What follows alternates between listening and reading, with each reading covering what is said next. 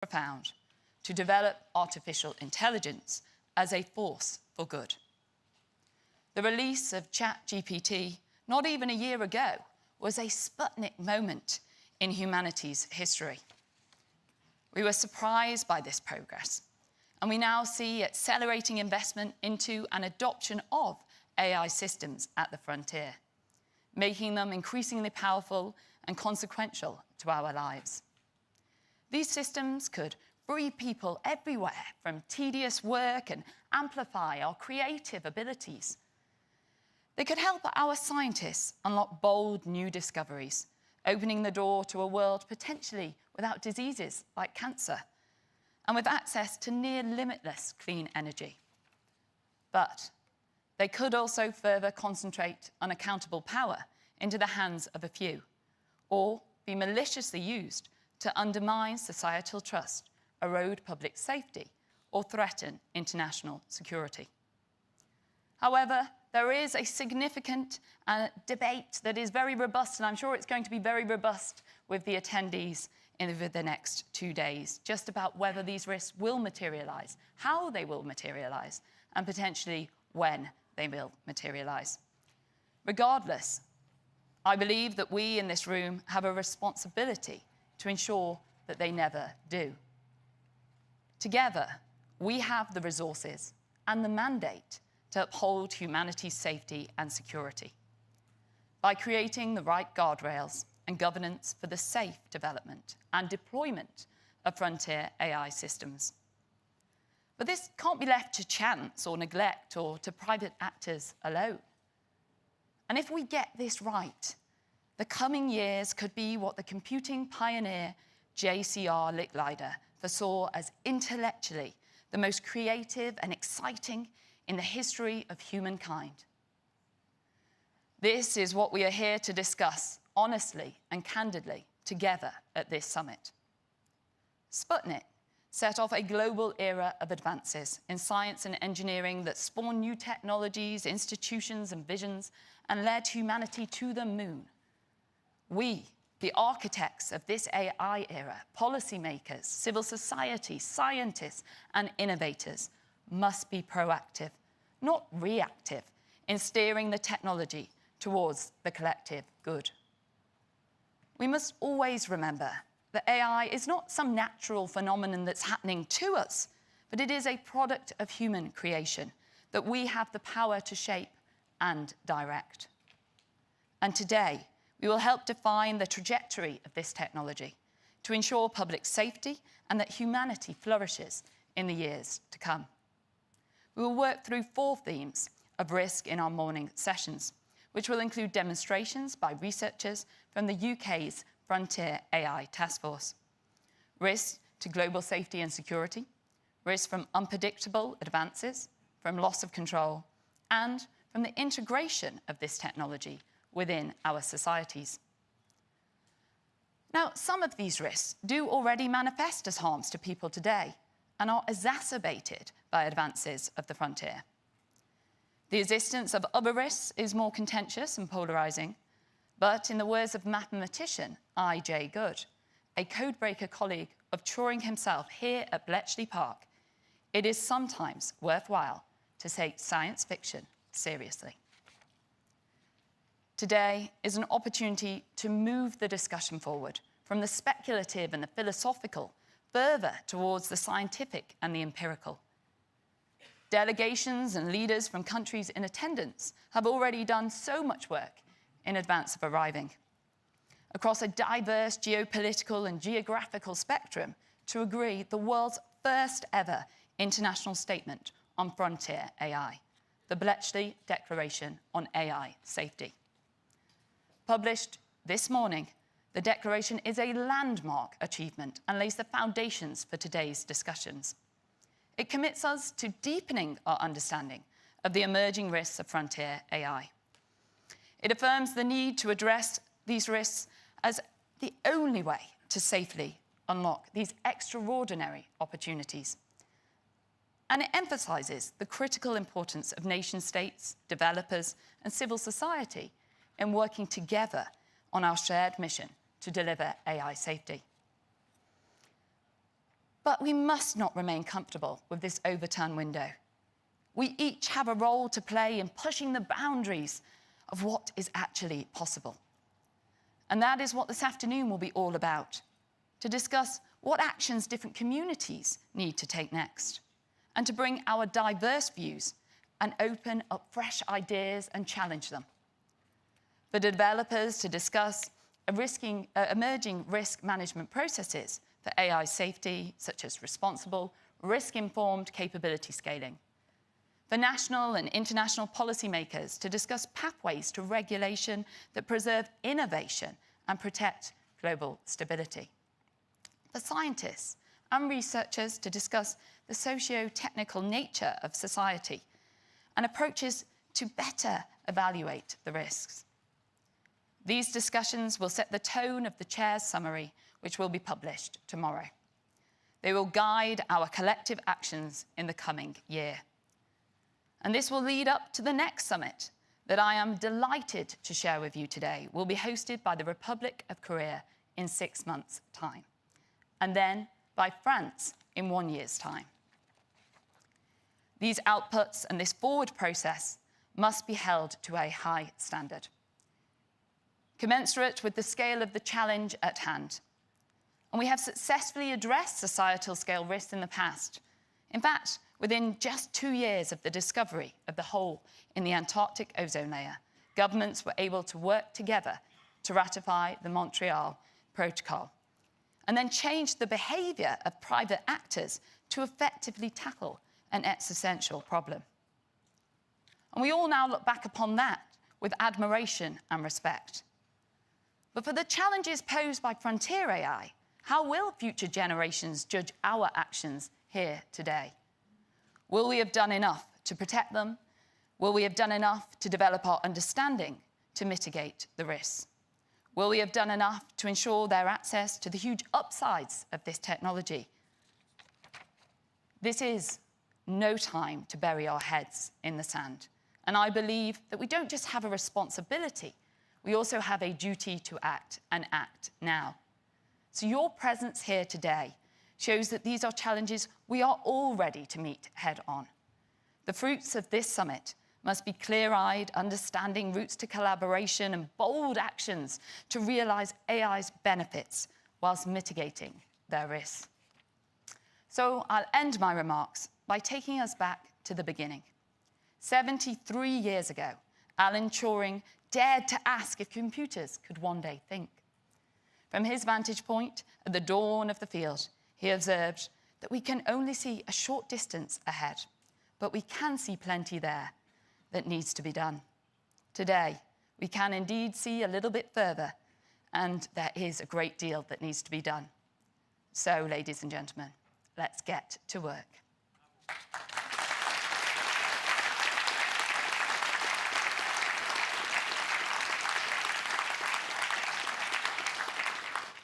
Thank you. I'm now going to introduce our speakers for this session. First up, we have the US Secretary of Commerce, Gina Raimondo. It is wonderful that the US is the home to so many of the world's leading AI companies, and that they have been so supportive of this summit. Gina and I are closely aligned in promoting innovation, whilst thinking seriously about how we do manage those risks. And the US has shown leadership on AI safety, from July's White House voluntary commitments through to this week's executive order. Our second speaker is Vice Minister Wu Zhaohui of the People's Republic of China. And I'm especially pleased that the Vice Minister can be with us today, given China's strong frontier AI capabilities, as well as its international efforts, such as the announcement just a week ago of its Global AI Governance Initiative. Our third speaker is Vice President of the European Commission, Vera Jourova. She has been driving forward the AI safety agenda in Europe and the world, most notably through her engagement with the EU AI Act. I also want to publicly recognise the Commissioner for her addressing of societal risks, such as disinformation, that could be exacerbated by the malicious use of frontier AI. Our fourth speaker is the chair of the UK's AI Frontier Task Force, Ian Hogarth. Ian is an entrepreneur and has been an investor for many years in dozens of tech and AI companies. His expert leadership and extensive experience of growing companies in the technological frontier, as well as his long-standing belief in the transformational power of safe AI, made him not only the perfect, but also the natural choice to lead our Frontier AI Task Force. This is the startup within government from which we will grow our new AI Safety Institute. And I have personally really enjoyed working hand in hand with Ian over the last few months. Thank you. Gina? Thank you. Thank you. Thank you, Michelle. Thank you. And thank you to Prime Minister Sunak for hosting such an incredibly important event. Hats off to you. The crowd, it's an amazing crowd of people, and you did a fantastic job with your opening remarks. So I want to thank you for your leadership, and to my colleagues who've traveled from all over the world to be here. I think the fact that we are all here in person and have come from all corners of the world gives me hope that we are all deeply committed to making sure that we move forward with AI innovation, but also do it in a safe way. As Secretary Donelan so beautifully said, Bletchley Park is a symbol of technology's potential to empower the heroic side of humanity. But it's also a reminder to all of us about how technology can indeed change the course of history.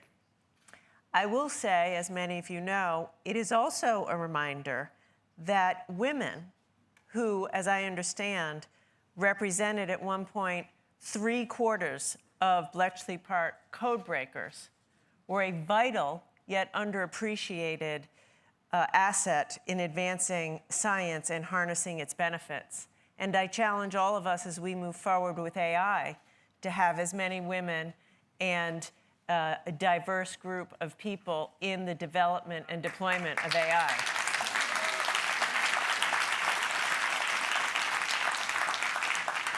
Today, of course, we're here to address the unique dangers of the most advanced AI due to both misuse, but also, quite frankly, the risks that these systems might not operate the way they were intended to operate. The Biden administration's approach is to manage the risk so that we can harness the benefit. The president is challenging us in the United States and all of us here to make sure that we move forward as fast as we can with innovation, but to have a balanced approach and a critical eye on the risks, which is why we're all gathered today. I will say, I'm biased because he's my boss, but President Biden is showing unbelievable leadership in this regard. First, as Michelle said, by securing voluntary commitments by U.S. AI companies who have committed to safe, secure, and trustworthy AI development, including red teaming of the AI models, mitigating harmful capabilities, and protecting the AI models from unauthorized release. That was step one, which we undertook early in the summer. Now, on top of that, as you may have seen on Monday of this week, President Biden signed an executive order, which if you haven't reviewed it, I would encourage you to review it. It is a comprehensive executive order building on the voluntary commitments that were made by America's leading AI companies. And as part of the executive order, the Commerce Department has been directed by the president to ask frontier AI developers to disclose to us red teaming, safety, and cybersecurity measures that they will be taking for next-generation frontier models. We think that this combination of the voluntary commitments coupled with the reporting requirements is an important step towards the safe development of frontier AI and accountability. But of course, all of that is built upon a foundation of standards. Built upon a foundation of standards and testing capability. And I absolutely welcome and applaud the UK's launch of its AI Safety Institute. And this morning, I'm very pleased to announce that the United States will be launching its own AI Safety Institute. That will be run by the Department of Commerce and housed in NIST within the Department of Commerce. Many of you are familiar with NIST, world-leading work, a neutral third party to develop best-in-class standards. And NIST will be developing the standards for safety, security, and testing, and we will be providing testing environments to evaluate known risks and emerging risks of AI at the frontier.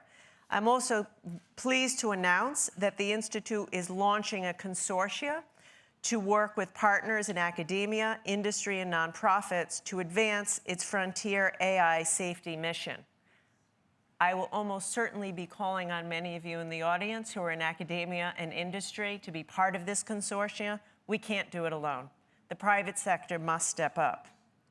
We also have to commit to establishing a formal partnership between our Safety Institute and the United Kingdom Safety Institute. I want to say that loudly and clearly, and Michelle and I talked about this already. We have to get to work, and as between the US and the UK in our safety institutes, we have to get to work together. Finally, I'll say the work, of course, does not begin and end with just the US and the UK. We want to expand information sharing, research collaboration, and ultimately policy alignment across the globe. And again, I want to thank all of my colleagues for being here. We will compete as nations. Competition is a good thing. It brings out the best in us and allows us to innovate. But even as we compete vigorously, we must search for global solutions to global problems. In the nuclear age, superpowers came together to cooperate and formulate global mechanisms of assurance. Today, in the age of AI, we have an even more complex problem that involves all of our nations and the private sector. It requires global coordination on AI safety. And it requires us to do everything we can to make sure that this technology does not get into the wrong hands and is not misused. So I think I'll end with quoting Michelle. Will we have done enough? I want to be able to say yes. I know for myself, as a leader, and as a leader of the US AI Safety Institute, I want to be able to say, yes, I've done enough to unleash innovation, but more important, make sure it is safe. And I hope that we can all say that at the end of our work together. Thank you.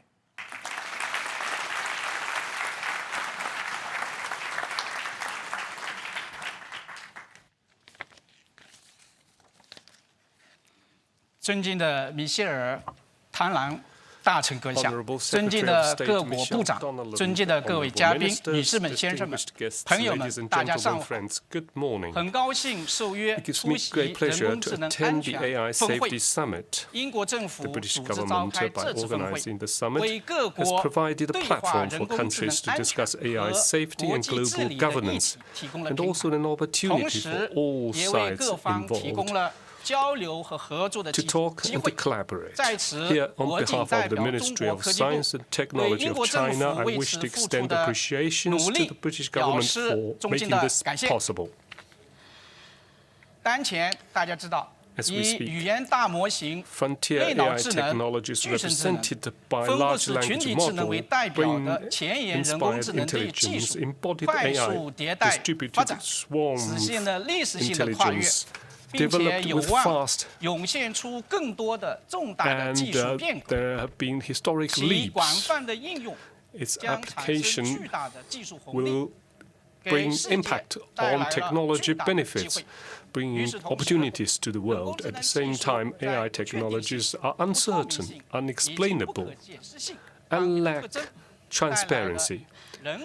It brings risks and challenges in ethics, safety, privacy, and fairness. Its complexity is emerging. The Chinese government attaches importance to AI development, taking AI as an important tool to improve productivity and deliver benefits to the people. China has unveiled the New Generation AI Development Plan, It promotes technology R&D, build open platforms, expand applications in a bid to build an open and collaborative AI innovation system. At the same time, we recognize the dual use of AI technologies. We've released the governance principles and ethic norms, and as always, participate in global AI governance, building and reform in a highly responsible manner.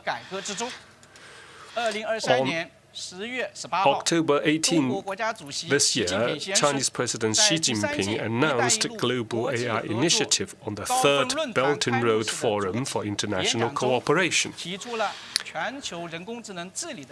He set out our proposal. It encompasses development, safety and governance. This is a concrete action that China has taken with a view to developing a shared future for mankind into practice and deliver on the Global Development Initiative, Global Security Initiative and Global Civilization Initiative.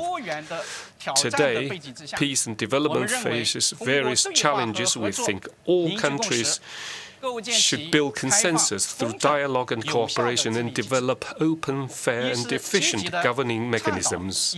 First, we pursue a people-centered approach and develop AI for good, with the goal of delivering benefits for all on the condition of ensuring social security and respecting the rights and interests of humanity, so that AI always develops in a way that is beneficial to human civilization. We also need to respect international laws in line with humanity's common values of peace, development, fairness, justice, democracy and freedom, and work together to prevent and fight against the misuse and malicious use of AI technologies. Second, we need to strengthen management and control of technology risks. We should encourage the use of AI technologies to prevent risks and strengthen technology capacity for AI governance.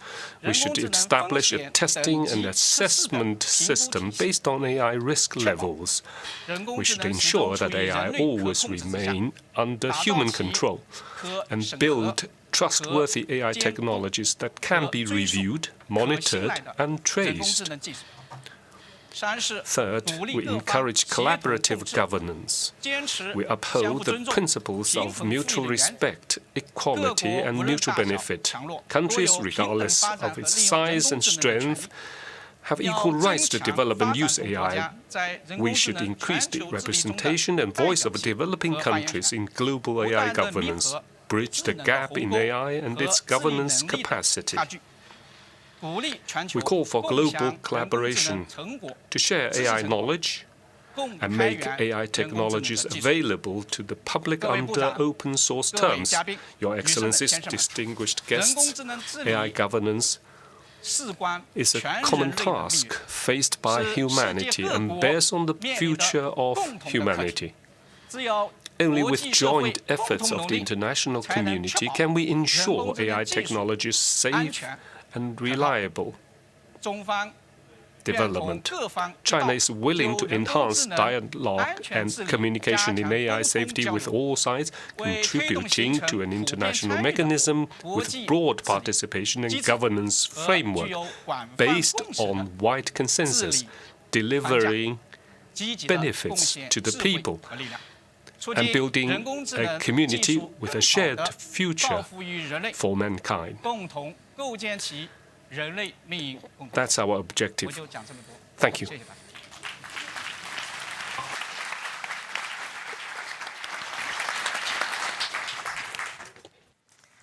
Madam Secretary of State, dear Michelle, dear colleagues, of course I cannot start otherwise than to thank the United Kingdom for organizing of this summit and for inviting us. I speak on behalf of the European Union. I am sure my boss, Madam von der Leyen, tomorrow will convey her thanks to Prime Minister Sunak as well, because this is really a great idea, and also to organize this on this very place is very symbolic. Since the EU published the first comprehensive strategy on AI in 2018, you will agree with me that the technology has no doubt leaped forward immensely, from what was a rather niche topic then to a revolution that is literally at everyone's fingertips. But what has not changed is the fundamental tenet of our approach, the need to strike the right balance between reaping the immense benefits of AI whilst protecting what is most dear to us. So let me touch upon 3 areas: innovation, guardrails, and governance. First, regarding innovation. Given the remarkable growth in this technology, we need to ensure that the development of AI remains accessible to a wide and diverse field of actors, not just the few in the lead. One barrier of entry has been the vast amount of computing capacity now needed to be at the frontier. This is why the EU has decided to open up our high-performance computers, some of the most capable on the planet, to AI startups to train their models free of charge. And of course, I would like also to speak about huge investments being done using the EU budget, but also member states' budgets, but we don't have time for that. Second, guardrails on AI. I have seen much debate about whether we should be focusing on the harms of AI that are known today or on more existential risks the technology can pose in the future. I find this a false debate. Both are necessary and both are possible. If we want to build trust in technology, we need to urgently address the risks we face now.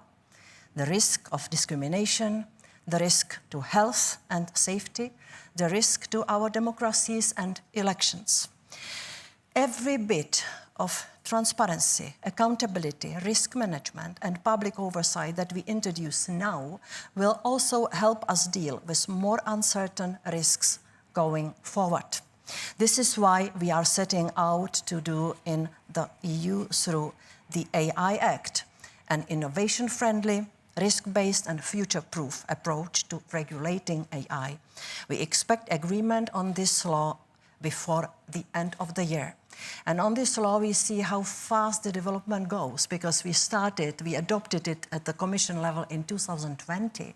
And now, together with the co-legislators, with the European Parliament and the member states, we are drafting together the new chapter on generative AI, which is the new technology which we want to also cover by the regulation without hindering it and without limiting the benefits it can deliver.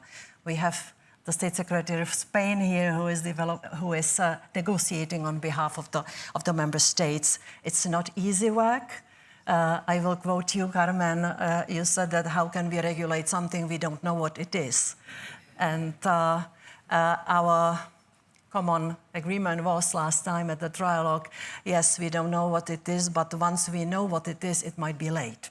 So that's why we are now developing the new chapter on generative AI. Might be that on the 6th of December, at St. Nicholas Day, we might have this done. So this is the EU at its best. I believe that we need smart regulation combined with voluntary commitments. That's why also I'm glad to announce that the G7 leaders announced this Monday our agreement on guiding principles and a code of conduct for developers of advanced AI. We call on developers of AI present also here today and all others out there to endorse this code and commit to its application. We will be announcing the first list of signatories in the next weeks. This voluntary code is a useful complement to legislation, and we see it working hand in glove with the provisions for foundational models, which we are finalizing under the AI Act. To be able to manage fast-changing AI technologies effectively, we need a solid knowledge base. The first step towards a more global governance for AI is access to internationally recognized independent scientific advice on the state of the technology. I will quote you, Michel. How did you say it? speculative philosophical should stop for a while towards more scientific and technological, but then we have to take it back from the technologists and from the scientists to continue taking proper political decisions. I think it will be interaction. So, ladies and gentlemen, thank you once again for having a chance to speak here and to take part in this important summit. I am sure I will be coming back enriched by new information. And last thing I want to say, again, turning back what Michelle and Gina said, the history only will tell us whether we did the right thing in the right moment. We have our common obligation to do this right. Thank you very much.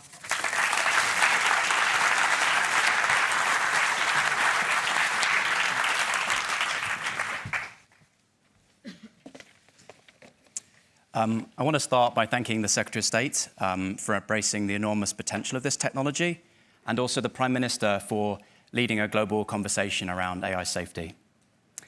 So around the corner, Alan Turing and his team used the bomb machine to crack the Enigma code.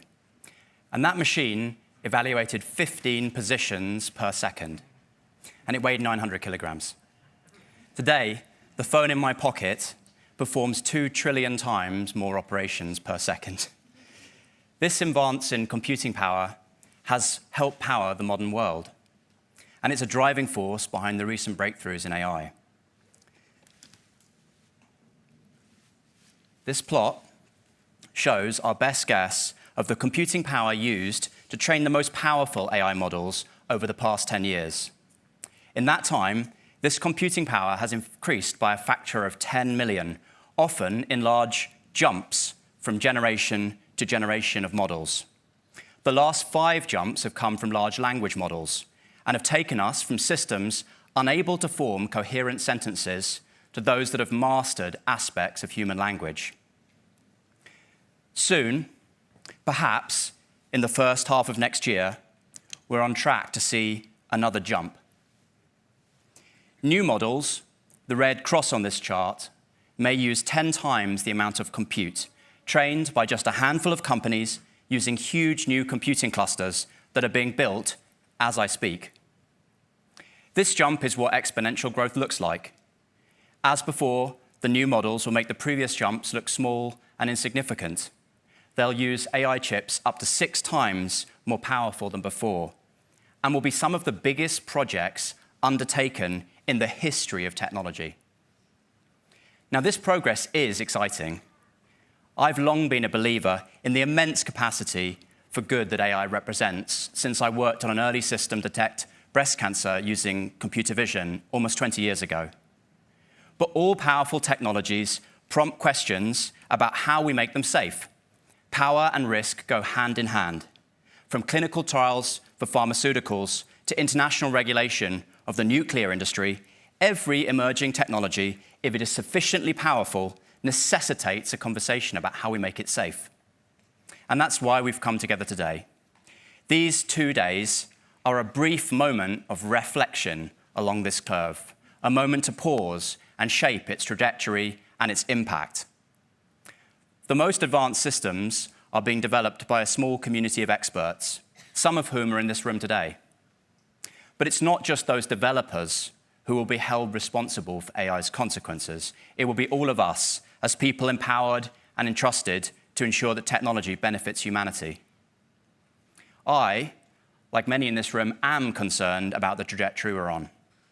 Many have correctly stressed the existing harms from AI and the possibility of current or future systems undermining democracy, entrenching discrimination, or destabilizing our societies.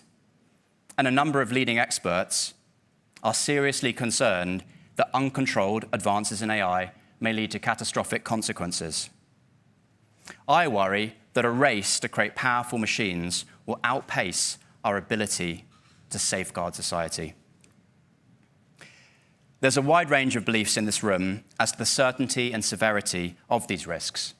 No one in this room knows for sure how or if these next jumps in computational power will translate to new model capabilities or harms.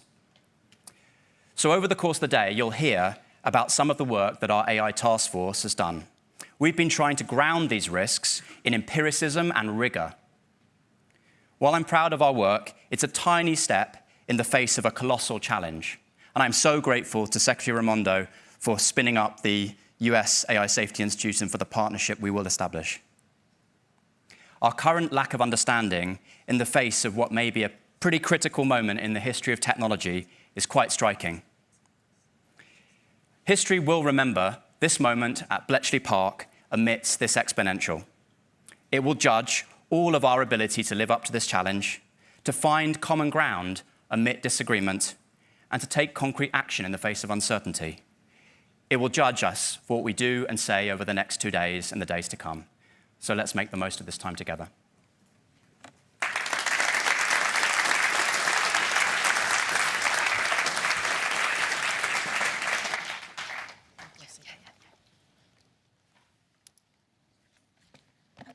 Thank you, and what a fantastic range of speeches that was. We're now going to move on to our next panel. Our fifth speaker is Rajiv Chandra Shekhar, Minister of State for Electronics and Information Technology of India. He is a proven technology-minded government leader and an entrepreneur, and has driven forward the AI agenda in India. He joins us today hot off the heels of the publication of his ministry of a major AI report, India AI 2023. Our sixth speaker is the world's first ever dedicated Minister for Artificial Intelligence, His Excellency Omar Sultan Al Olomar. The United Arab Emirates was indeed present in recognising the future importance of AI across government and in the private sector. And I enjoyed speaking with him this morning at just how they saw that happening in the future and were so early to appoint him. Our seventh speaker, the Honourable Minister Bhusan Tin Jaranji, is pioneering a novel approach to the creation of an AI strategy for Nigeria, and with his AI-enabled global search for contributions from experts of Nigerian descendants. As a co-founder of the leading innovation hub in Africa, the Honourable Minister is no stranger to using frontier technology safely to solve development challenges. So collectively, I cannot think of a better panel. Thank you. Thank you.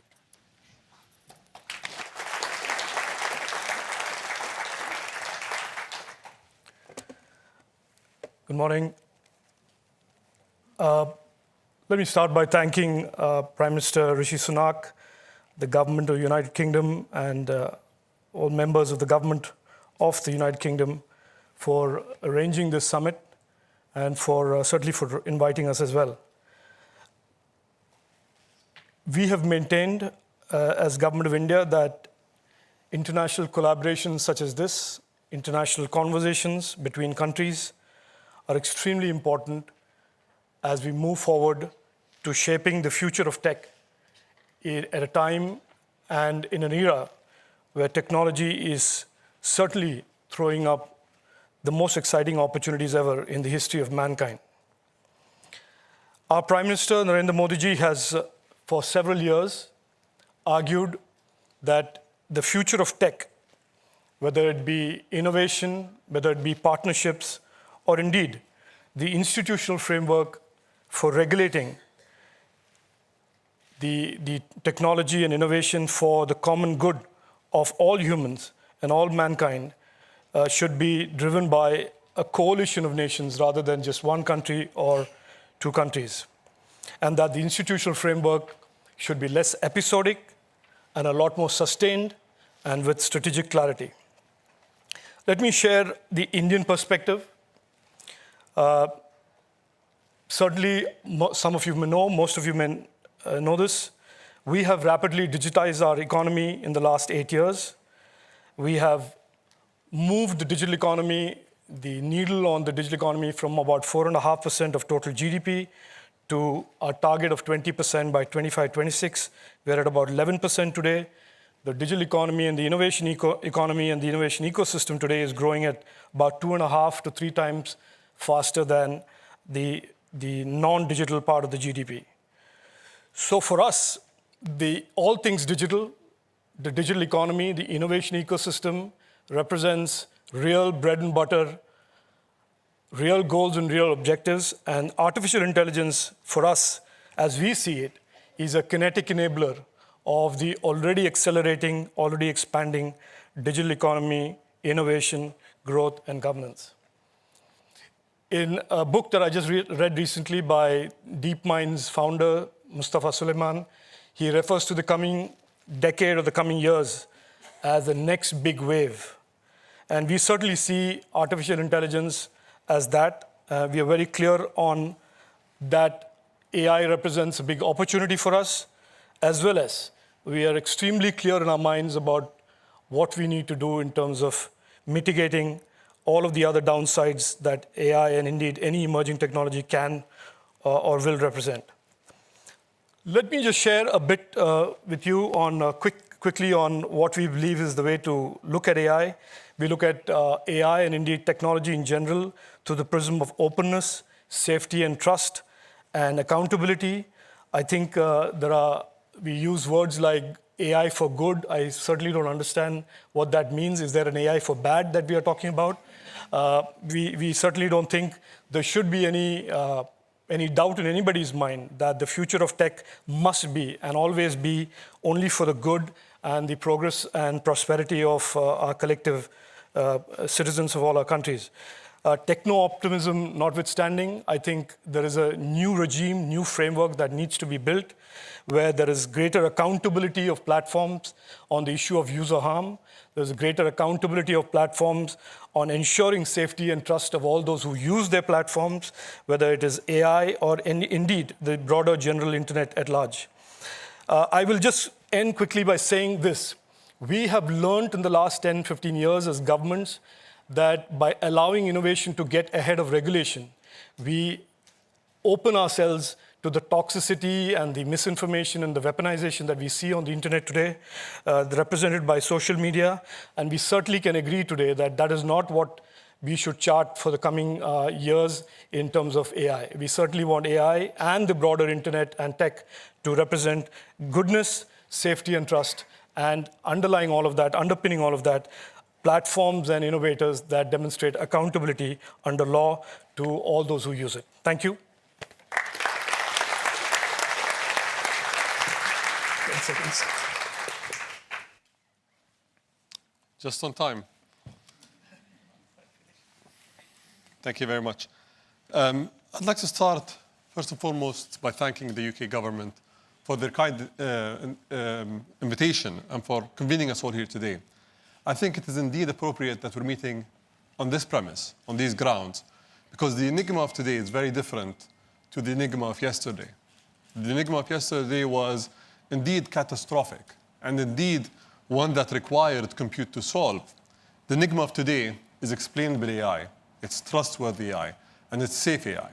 So thank you for choosing the right venue, and thank you for convening the right crowd. I'd like to start off by saying that all efforts that we're seeing today around the world on artificial intelligence are definitely positive indications that the world is moving in the right direction. Whether it's the United States executive order on safe, secure, and trustworthy AI, or the UK just announcing its Institute for Artificial Intelligence, as well as the efforts that the UK is doing, we are moving in a direction that we have long been waiting for and long been calling for as a collective community, whether it's the experts in the room or governments that have been working on this file for a while.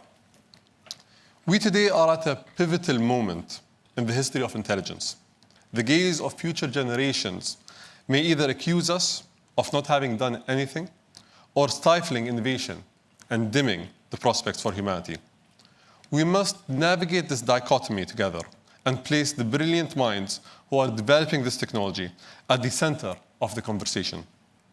The stakes are high, and the benefits of AI on humanity are immense, but so are the risks that tag along. As governments, investing in the haven of safety is our primal step. as it should be with AI safety.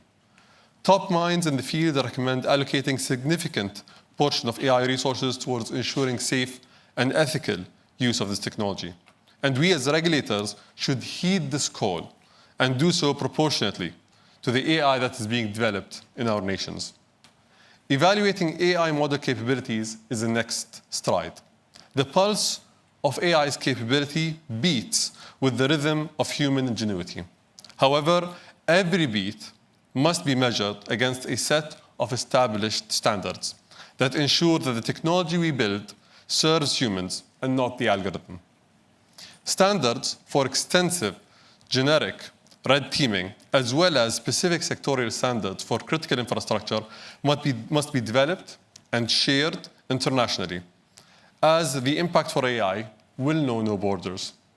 For instance, these can be additionally tested across the world with countries like the UAE and others to ensure that they are truly global, and thus creating a better testbed and ensuring that AI is better for everyone everywhere. Developing AI in the UAE, for example, has always been international from day one. We've always thought of the 200 nationalities that reside in the UAE and thought about their safety and security, whether it's on our land or across borders as well. Evidence-based governance is the cornerstone of the AI journey. The UAE promotes a pragmatic, principled approach to AI governance, focusing on governing the use cases rather than the technology itself. However, the next challenge will not be merely about identifying what needs to be done by the government, but rather how quick it needs to be done. Therefore, a new form of governance that is both agile and endorsed by the private sector is necessary to effectively govern this technology. Transparency and ethics are our guiding principles. However, this dialogue needs to be inclusive of the global south and needs to ensure that AI safety leaves no one behind. We stand ready to collaborate as the UAE, we stand ready to innovate, and we stand ready to contribute towards a future where AI is a beacon for progress, is a beacon for safety, and a beacon for inclusivity. And we urge everyone to operate with that ethos. Thank you very much.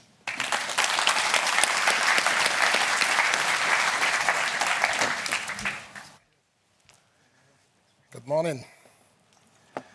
I'm deeply honored to address this prestigious gathering. And of course, I'd like to appreciate our host for extending the invitation for Nigeria to be part of this special occasion. As we gather today, we must acknowledge that our world is experiencing significant transformation driven by the increased application of digital technologies. These new technologies have ensured that access to information is increasingly ubiquitous while creating an extensive and interconnected web of networks. By democratizing access to knowledge, we now have a golden opportunity to share information, experiences, and also competencies in a revolutionary manner that allows us to empower communities and nations that are traditionally unserved or underserved. In this digital age, technological capability is not limited by geographical or socioeconomic classification. In fact, technological advancements now travel rapidly at the speed of light within networks, in turn, creating platform for smart application of technologies that transcend borders, making it a powerful force for global economic development. As we enter into a new age of greater possibilities with artificial intelligence, we have now been empowered to aggregate, process, contextualize knowledge that enables us to tackle complex societal and business challenges with very unique insights and intelligence that have previously been unavailable to us. AI, at its very core, offers our generation a historical opportunity to create ubiquitous access to insight and intelligence for global development. However, we must remain conscious of the need to ensure the safe, ethical, and inclusive development of this phenomenon. We must take necessary steps to prevent the disenfranchisement of people due to unpleasant experiences and abuse and also misuse. This risk can further exacerbate existing socioeconomic inequalities that limit the significant impact that AI brings to our world. We must therefore ensure that the benefits of AI are accessible to all without discrimination or exclusion. By doing this, we will create a world that presents opportunity as a collective birthright and not as a privilege for a select few. As we do this, we will leverage the true transformative power of artificial intelligence for the common good of humanity.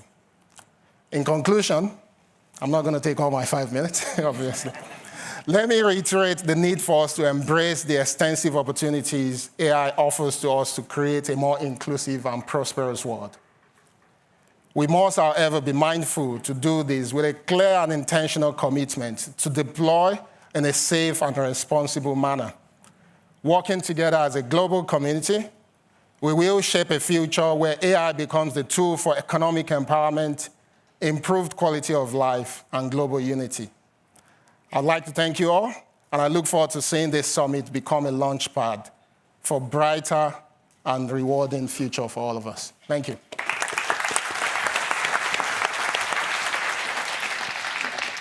Thank you. And I want to take this opportunity to thank everybody who's spoken this morning. I think the common theme was just how this is a true historic moment. I do believe that what we are agreeing here today, building on the Bletchley Declaration, will indeed be talked about for years and generations to come. Members of the public should have confidence that as a result, what we are discussing will result in the right safeguards being put in place at the right time and in the right way, so that we can seize the almost unlimited benefits of AI. The conversations over the next couple of days are, of course, only the start of that process to build our shared understanding of the risks and to consider how we can tackle them together.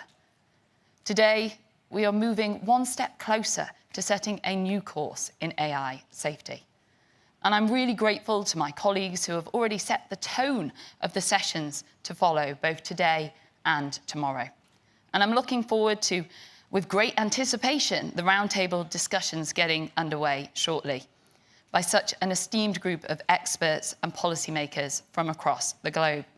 So I wish you well in the conversations later, and before the break, I would like you to hear now from His Majesty the King.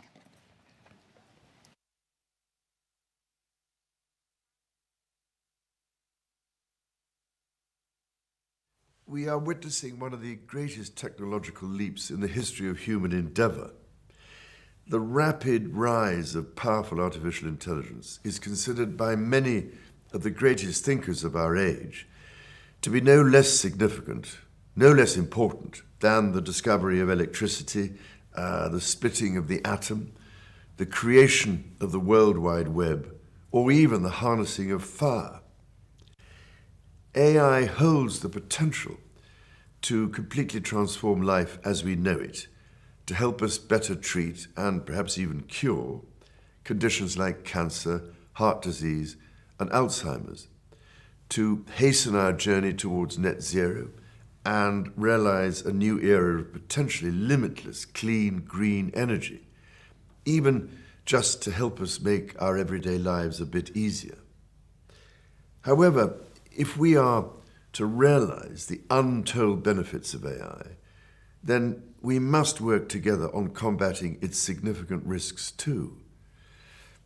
AI continues to advance with ever greater speed towards models that some predict could surpass human abilities, even human understanding.